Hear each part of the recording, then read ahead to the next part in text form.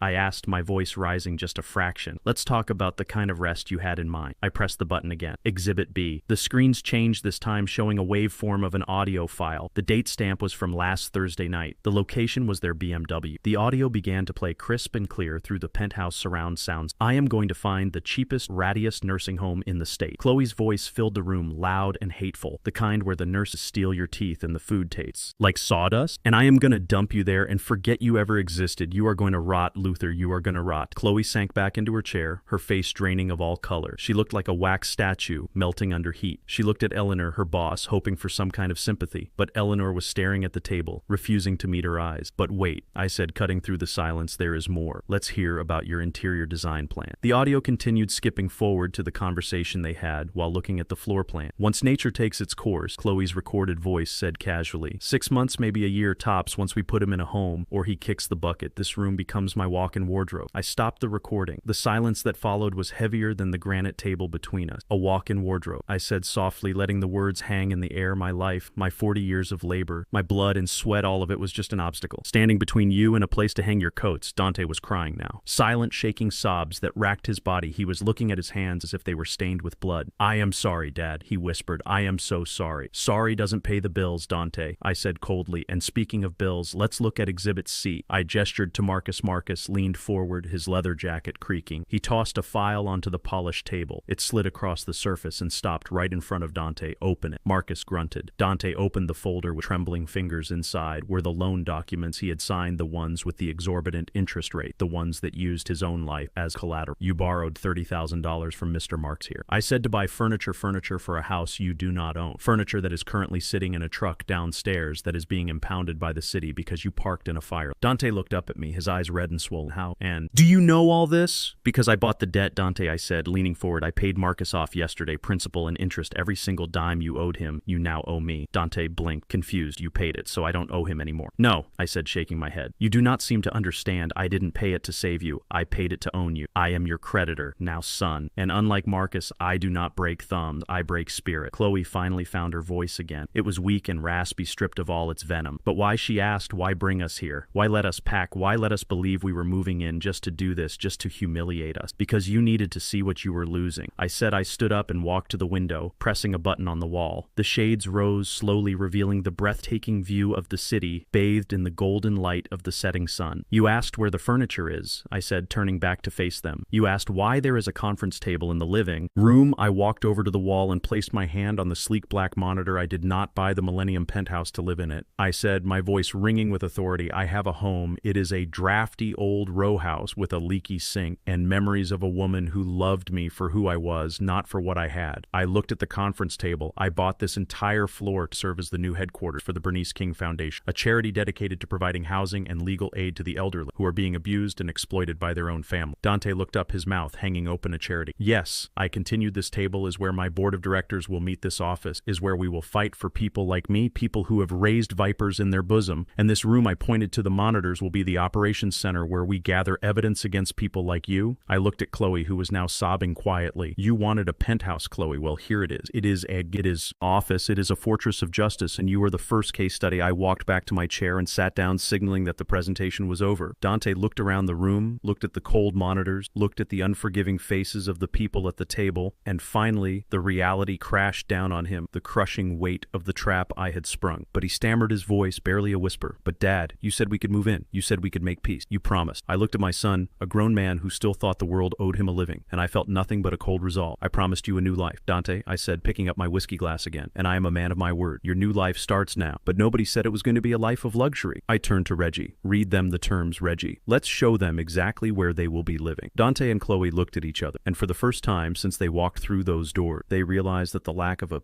bed was the least of their problem. The trial was over, and the sentencing was about to begin. "You lied to us," Chloe screamed, slamming her palms onto the cold granite table, her face twisted into a mask of pure victimhood. "You lured us here under false pretenses. Luther, this is fraud. You promised to take care of us. You promised us a home, and instead you bring us into this ice box to play mind games. Well, I am not afraid of you, and I am certainly not afraid of your little legal threats, because at the end of the day, you are just a retired bricklayer with a little bit of saving, and we are your family. You owe us, Luther. You owe us for all the time we spent visiting you in that dump you call a house." I sat there and let her words wash over me like dirty water. She was drowning, and instead of reaching for a lifeline, she was trying to pull me down with her. The entitlement was so deep in her bones that she actually believed I owed her for the privilege of her breathing my air. "I owe you nothing. I owe you," said my voice, dropping to a register that vibrated through the table. "But since you brought up the topic of who owes who, let us clear up a few misconceptions about that retired bricklayer you seem to despise so much." I stood up slowly, buttoning my jacket, and walked over to the floor-to-ceiling window. I looked out at the Chicago skyline, the buildings gleaming in the twilight, the arteries of traffic pulsing with red and white lights. "Come here, Dante," I commanded without turning around. My son dragged himself out of his chair, his legs shaking so bad he had to lean on the table for support. He walked over and stood beside me, afraid to look out the window, afraid to look at me. "Look at the city, son," I said, pointing a finger at the horizon. "Tell me what you see." "I see building," Dante whispered. "I see lights." I nodded. "You see building." "I see my life's work." "Do you see that office tower on Wacker Drive, the one with the curved glass facade?" Dante nodded. "I poured the foundation for that in 1992, I said. "And I didn't just pour it. Dante, I own 14% of the equity in the management firm that operates it. Look over there at the West Loop redevelopment project, the cranes on the horizon. I see them." Dante said, "Skyline Holdings is the primary contractor for that project," I continued, "and I am Skyline Holding." Dante turned his head slowly to look at me, his eyes wide, his mouth hanging open. "You," he stammered, "but you said you were retired." "I am retired from physical labor," I said, turning to face him fully. "I am not retired from making money. I own 30% of the residential redevelopment projects in this city, Dante, for the last 15 years. Every time a new high-rise went up, there is a good chance I was the silent partner signing the check." I walked back to the table, and Reggie handed me a thin, black portfolio. Chloe was staring at me, now her anger replaced by a greedy hunger that was even more repulsive. She was doing the math in her head. She was calculating. "Percentages. How much?" she whispered, her voice trembling. "How much are you worth?" "Luther," I looked at her with pity. "My net worth as of the closing of the market today is just over $50 million,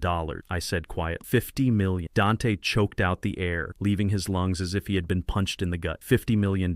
And you live in that row house with the leaky sink, because that row house is a home. Dante, I snapped, my voice echoing off the glass walls, because that is where your mother and I built a life based on love, not on showing off. But you two wouldn't understand that, would you? To you, $50 million isn't a legacy. It is just a shopping spree." Chloe let out a sound that was half laugh, half sob. $50 million, she repeated, her eyes darting around the room as if the money were hidden in the wall. "We are rich. Dante, we are rich." I slammed my hand down on the table, startling her into silence. "There is no we, Chloe," I roared. "I am rich. You are broke." And that brings us to the second part of this meeting, the part about who owes who. I opened the black portfolio Reggie had given me. Inside was not just one loan document, but a stack of them, thick and messy. "You see, Dante, when I decided to buy the debt you owed Marcus for the furniture, I decided to do a little digging. I wanted to see just how deep the rot went. I wanted to know if my son was just having a bad month or if he was living a lie. I pulled out the first document. "This is your student loan," I said, tossed it onto the table. $70,000 deferred for 10 years, capitalizing interest every single day. You haven't paid a dime." I tossed the next one. "This is the lease on the BMW. You drove here today. You are 4 months behind and hiding the car in a neighbor's garage to avoid the repo man." I tossed another credit cards, Visa, Amex, MasterCard, all maxed out, all sitting at 29% interest, used to buy clothes, dinners, and vacations you couldn't afford. And finally I tossed the loan from Marcus. "The grand total, Dante, is $250,000. You are $250,000 in the hole, and you have absolutely no way to climb out." Dante was sobbing openly now, collapsing onto the table, burying his face in his arms. "I didn't mean for it to get this bad, Dad," he cried. "We just wanted to keep up appearances. We thought the crypto investment would pay it all off." "You gambled with money you didn't have," I said coldly, "and you lost. But here is the twist ending. Dante, here is the part where you should be thanking." I placed my hand on the stack of debt. "I bought it all." I said, "Every single penny of debt you have out there in the world belongs to me." Now I called the bank, I called the leasing agency, I called the credit card company, and I wrote a check for $250,000 to clear your name with them. Chloe looked up, hope flaring in her eyes again. "You paid it," she gasped. "Oh, Luther, thank you. I knew you loved us. I knew you. I wouldn't let us drown, so we are debt-free. I looked at her and laughed, a dry, humorless sound that chilled the room. Debt-free? No. Chloe, you are confused. I didn't pay it to erase it. I paid it to transfer it. I signaled to Marcus. The big man stood up slowly, his chair scraping against the floor. He walked around the table until he was standing directly behind Dante and Chloe, his shadow falling over them like a dark cloud. You see, I said, sitting back in my chair and crossing my leg, banks are regulated institutions. They have rules. They have to follow fair debt collection practice. But private lenders like myself, we have a bit more flexibility, especially when we hire independent contractors to manage our collection. Marcus placed a heavy hand on Dante's shoulder, squeezing just hard enough to make Dante wince. Hello again, Dante. Marcus said, his voice like gravel grinding on concrete. Your dad tells me you are a bit of a flight risk, so he has hired me as exclusive collection agent. But Dante stammered, looking up at Marcus with terror in his eyes. But you said you paid him off. Your dad paid me off for the furniture loan, Marcus clarified, grinning to show his gold tooth. But now he has hired me to collect the full $250,000 on his behalf, plus a modest administration fee. Of course, I leaned forward, locking eyes with my son. Here is how it works. Dante, I said, my voice devoid of any warmth. You now owe the Bernice King Foundation $250,000, and since you have no assets and no income, we are going to garnish your wages. What wages? Chloe spat. We don't have jobs. Not yet, I corrected her, but you will starting tomorrow morning. You will work, and every single dollar you earn, minus a small allowance for basic survival food, will go directly to me until the debt is paid. And if we refuse, Chloe challenged, crossing her arms, if we refuse to work for your little charity, what are you going to do, sue us? I looked at Marcus. Tell her. Marcus leaned down close to Chloe's ear, his voice a low rumble that made her hair stand on end. We don't sue, ma'am, he whispered. We seize if you miss a payment. We take whatever you have left. We take the phones out of your hands. We take the clothes off your back. And since this is a private debt contract that your husband is about to sign to avoid jail time for fraud, we have the right to enforce it vigorously. Chloe turned pale, realizing that the monster she feared wasn't the legal system. It was the man standing behind her, the man sanctioned by her father. And it is legal, Dante, I said, picking up the pen and holding it out to him. It is painful. It is humiliating, but it is legal. And it is the only way you stay out of prison for the drug cocktail you tried to feed me. Dante looked at the pen, then at me, then at Marcus. I will sign, he whispered, his spirit finally breaking completely. I will sign anything. Just don't let him hurt me. He won't hurt you physically, son, I said, dropping